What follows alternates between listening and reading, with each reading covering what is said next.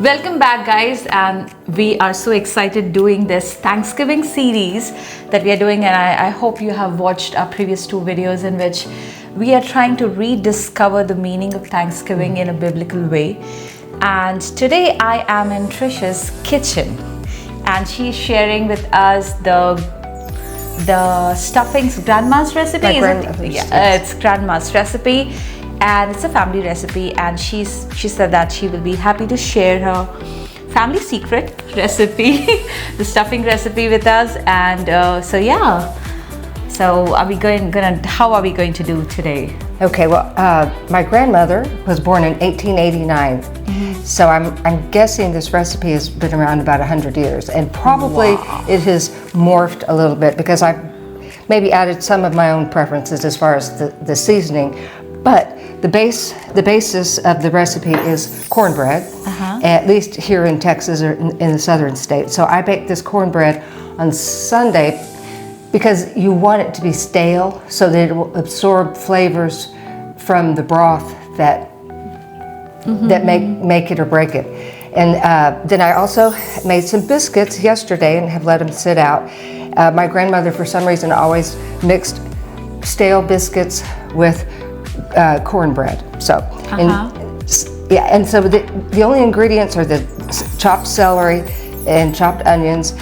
And then this is an assortment of spices. It's sage, rosemary, thyme, parsley. I think that's about it. And so these are fresh herbs, and I don't think my grandmother used fresh herbs. But anyway, so that will be added after we mix everything. So the first thing I have to do is to destroy this. So Trish, one of the reasons why I'm here and why we are doing this is because we are definitely rediscovering the meaning of Thanksgiving. And what I feel is to be really honoring God and giving thanks from your heart. It means that your heart is full of the gratitude that you have towards the Lord because He has been so faithful in our lives. So tell us, how did you come to know God? Yes, I know that you are born and raised in a Christian family, but it's always there is a point in our life when we kind of find the real meaning and purpose and develop that relationship with Jesus more deeper.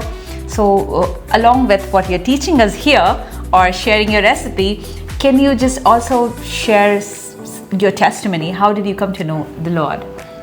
Well, I don't remember ever not knowing the Lord, but I don't think that once I hit puberty, I completely strayed.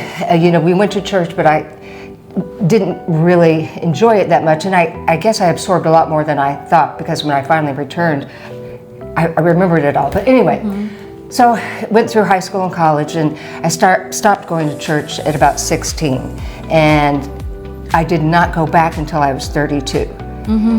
And so during those years, I had, I would say, 2 marriages that were not God ordained, and they were really unsatisfying. And so went through 2 marriages, and finally, towards the end of my 20s, I started realizing how empty my life was. And so I stayed single for a while, and then I did end up getting married again and having children. And for some reason, my pregnancy was turning the light back on to Jesus. And I just kind of resumed. I just started buying religious books in preparation, children's stories, and I then, I started going back to church, and been at that same church now for 30-something years, and my journey has continued from not quite committed. I think we went to that church for 7 years before we joined. And maybe one of the turning points was in 1999, somebody asked me to be director of Vacation Bible School. And this was at the last minute because nobody else wanted to do it. And I did not like Vacation Bible School. As a kid, I did not like it. And so it was kind of like a God's joke on me that, and then I directed it that year and it went fine, and did it every year. And so my faith just grew stronger and stronger the more involved I got in the church, and started Bible study. Then we finished the entire Bible. And so it's just been a process of, over the years, getting to know God and what His character is, and the blessings that He has bestowed upon us, but also realizing, looking back, Him being with me even in the bad times, and helping me get out of bad situations that I did not anticipate were going to happen. And it was, someone was like, you have 10 minutes to get out of the house and you better get out. And so anyway, and I think that was God getting me out of that bad situation. Yeah. If you will have to define that, what is one thing that you want to be thankful to God when you look back in your life's testimony? What is one thing that you can say that I'm really grateful that Lord did this? I am so grateful for my dad, for being a consistently raising us in a Christian home, and for introducing me to church. I mean, I'm most thankful, I think, for that. Because now I realize without God and Jesus, what is life? There's no purpose. Yes, that's true. Yeah. I feel like life is a lot like a recipe, because the individual single aspects of your life, in and of themselves, they're not that much, but when you put them together with the other ingredients, the other things in your life that you have a passion for, and coming together, they give you meaning. Yeah. And individually, this is just plain cornbread. And but as life becomes richer as you get older, if you participate in the things of God, you become a really good recipe for stuffing. All right, this is cornbread from scratch, and it's equal parts wheat flour and corn flour. And the one thing I didn't do is the sugar that you're supposed to add. It should have been 8 tablespoons of sugar. I have no idea how to make it, so whatever you're saying, it's good. It's right. I don't like sweet cornbread, and I don't like sweet dressing. So instead of 8 tablespoons of sugar, I put 2. So hopefully we'll see how that works. And the celery, of course, is just celery. And I got a little surprise in that some of my family have gone organic, so they asked me to wow. to get organic celery and onions. These aren't organic, but this is the dressing that we'll serve at the Thanksgiving luncheon. And I cheated on the biscuits because my grandmother used to also. And these are just frozen biscuits, and they're just a little disc of dough, and then they look like that. So overcooked. It has to be old. It has to be stale. Is it like that? Yes, because otherwise you need it to be so dry that it will absorb a good amount of the broth. So, and what's in the broth is, I made that from scratch, and I took, instead of turkey, I did chicken thighs, about a pound of chicken thighs in water with herbs, onions, celery, carrots, and let them cook for 10 or 12 hours, just simmer, so that all of the fat from the chicken thighs will come out of the and then I skimmed all those ingredients out, and it comes up with a pitcher of broth. And so it has to be dried. It doesn't need to have any natural moisture, because you want it to absorb as much of the broth as possible. Okay. Because that is the flavor, that's the richness. Okay. Cornbread by itself, it had 4 tablespoons of oil, I think, and a cup of milk and 3 eggs. So that's... So you kind of leave it exposed. Exposed, okay. Yeah. Yeah. What I did is I put it in my toaster oven because I didn't want any critters. I get that. Yeah. Yes. You never know. So what is the next step? What are we gonna do now? So I'm going to cut this into pieces and just kind of make a mess of it. Okay. Which Yeah. I've made a mess of my life also. Yeah, life does that to us.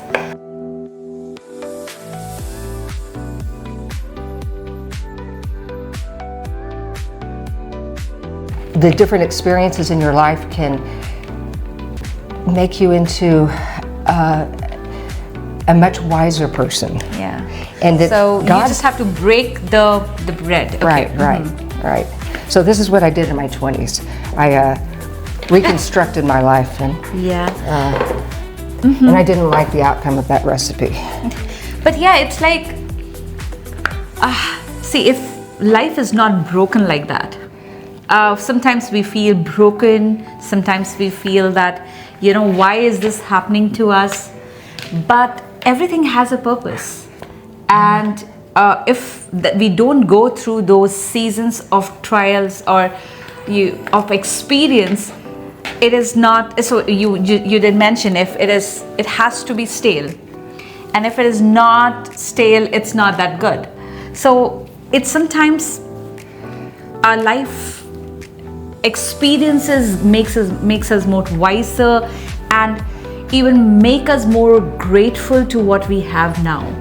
I think so. If I would have not gone through the rough patches of my life, I would have never appreciated the presence of God now, like now how I am, or even I would haven't have any relationship with Jesus because I felt no need. Like sometimes we feel that we don't need God. That's because when everything's going well, Yeah. But then the first person they turn to when things are awful is God. Yeah. Well, maybe not the first thing, but when nothing else works, Yeah. then So it's like kind of make us realize that even if our own people sometimes leave us or reject us, or the money or anything around us is not helping us, there is one constant thing that in your life that will never leave you. That's the Lord. Yeah.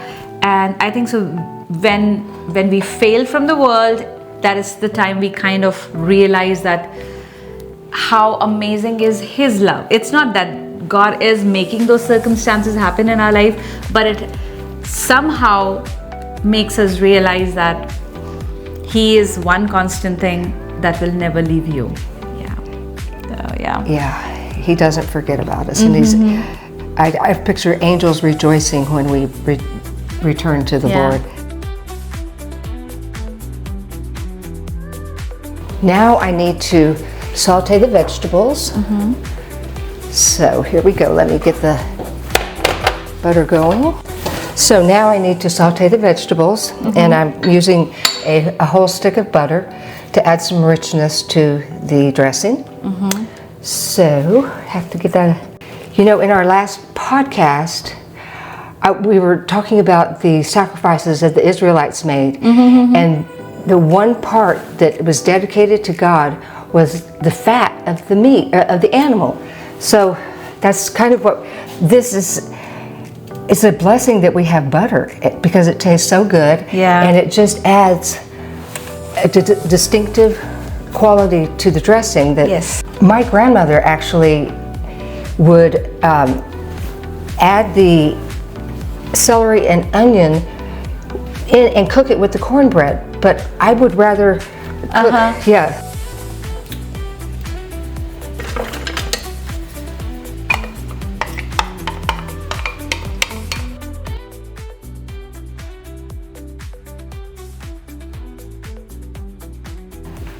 My mother would get up at, I guess, 5:30 in the morning to put the turkey on, but I'm just not a morning person, so I've gotten to where I just cook the turkey breasts, which takes no time at all.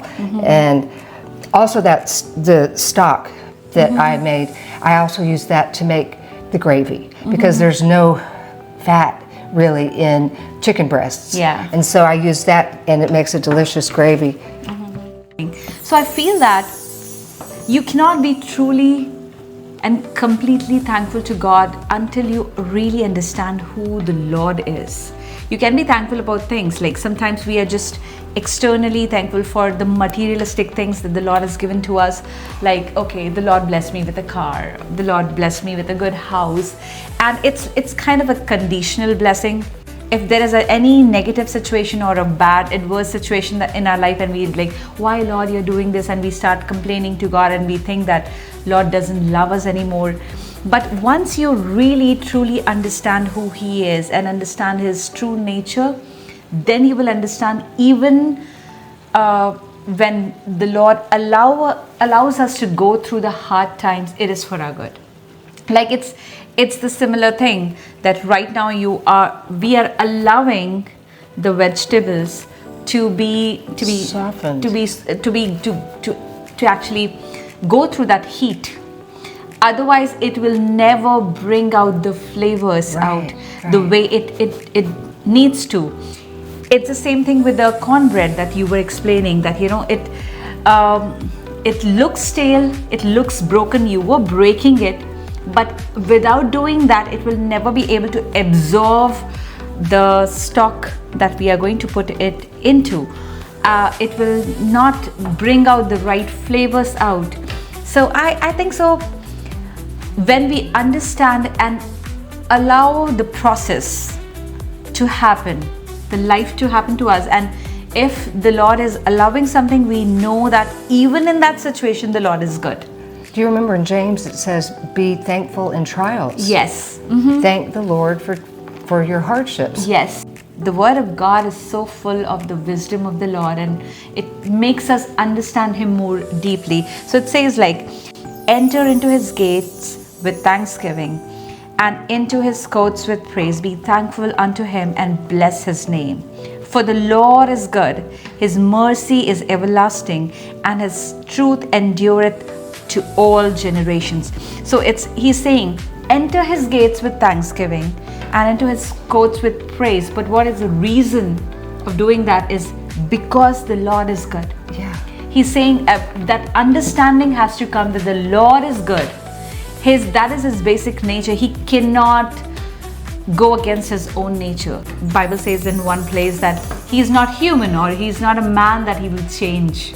Right. He's consistent. He's consistent in His nature, and that is goodness. So right now, if I would have come and I've seen Trisha's Island with all these ingredients or just things lying down like this, I will be like, oh Trish, you really are messy. Just you're leaving everything here on the tabletop, or you can say that iron top. But now I know that the Maker has a plan for everything. She has kept those things there with a reason, because she is cooking something. Otherwise, if I would have not seen the bigger picture, I'd be like, why is she leaving everything on the Didn't she know I was coming? And yes, if you see all these ingredients separately, like just broken bread lying there, or already chopped out onions lying in one place, and just examine, okay, just one thing at a time, and saying that, oh, this looks chopped, they are broken, they are not that good, or this bread is broken. But when you combine it together, it brings out the flavor. So we have to see it through the Maker's eyes, or you can say that the mind of the Lord is He has a plan for every aspect that is happening in our life. The season of trial or hardship that we have gone through, that is also bringing out a flavor in our life, teaching us something new or something good. And yeah, it brings I have a question. So I know that God has a plan for His believers, but what about the non-believers? Bible says all the earth is crying out and proclaiming and telling that He exists. So it's like, I really feel personally that from one way or the other, if a person wants to seek the Lord, he will find Him. The thing is that you have to open your heart. God has a plan and purpose for the people who are non-believers as well. But the thing is that when the truth is coming in front of them, are they acknowledging it? Are they ready to accept it? And it is with the people who are born in Christian families, and all their life they have gone to the churches. But if they still choose to deny and not acknowledge His might, His lordship, His sovereignty, then it's their choice. The choice is always in front of everyone. Bible says in one place that his second coming will not happen until every will hear about him. So it is a truth that people are one way or the other hearing the truth. It's on to them to accept it or not, acknowledge it or not. In my life, I can say that I did not turn to God the first time I heard. It took me time to actually accept it and realize it. So now is the time. So we are doing this. We are adding the herbs at this time. So it's already sauteed, is it? Or I'm going to give it a few more minutes, just Okay. maybe 5 more minutes to release the flavors of the herbs. And it does take a long time to cook, but I think I'll make a larger pan and a smaller pan. And that way the smaller pan will be ready sooner. okay. We'll see how much this makes. I'm going to take this and add it to the bread mixture.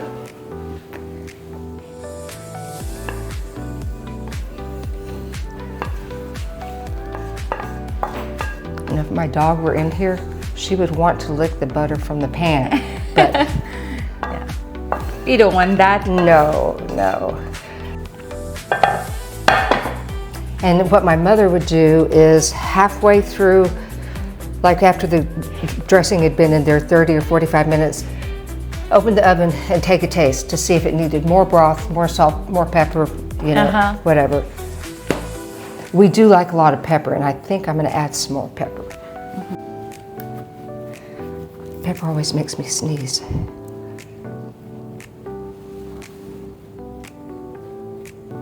This is an optional. I'm going to get some broth and start stirring that in.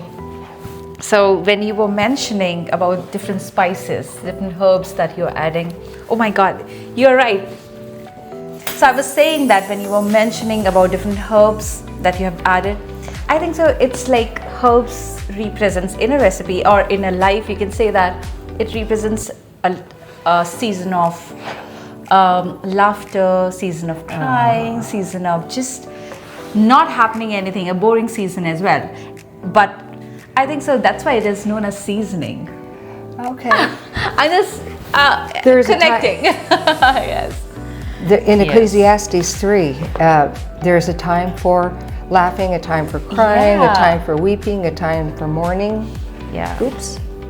So we agree now that life is a recipe of God, and I think so we are tasting it now. Like I don't know. Somewhere in the book of Psalms it says, "Taste and see that the Lord is good." Yeah. Yeah, that seems odd to use that sense of taste instead of look. Yeah. This is also going to be used for gravy.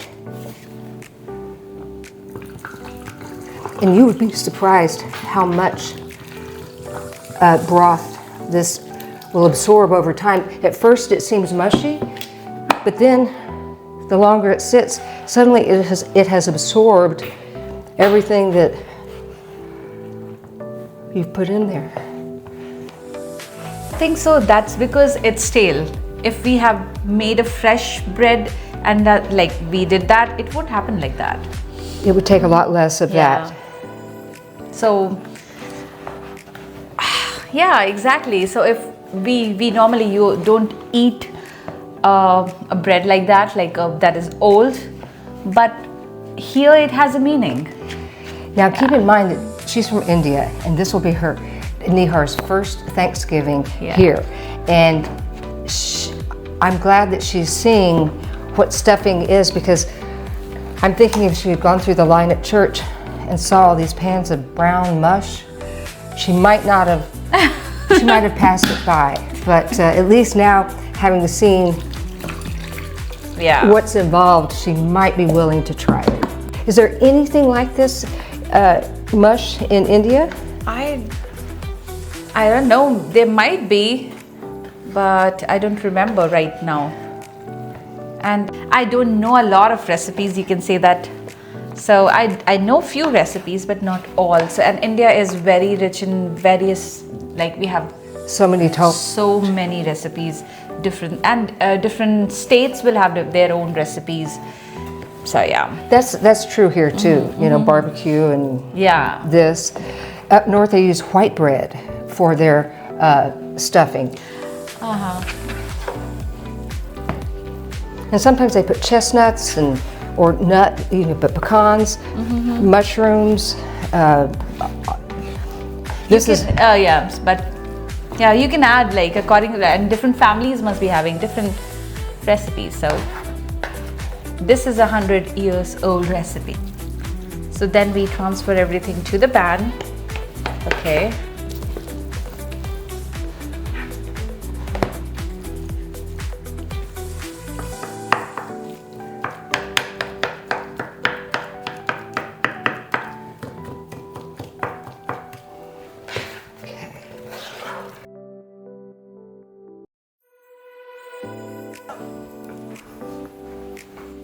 I might need to. Oh, no, that's fine.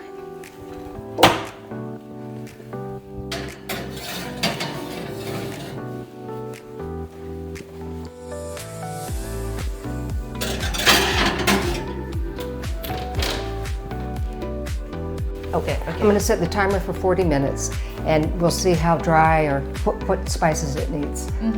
Here's our big reveal. The dressing is ready. Now, okay, so here we go.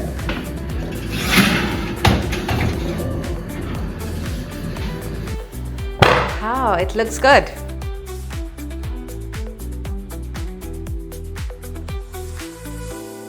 I'm not going to doctor it anymore, but this is where your personal preference comes in. I could add more broth, more spice once we taste it, but we're going to taste from this smaller one. I would do, but again, it is a personal preference. So, you ready? Okay. Okay.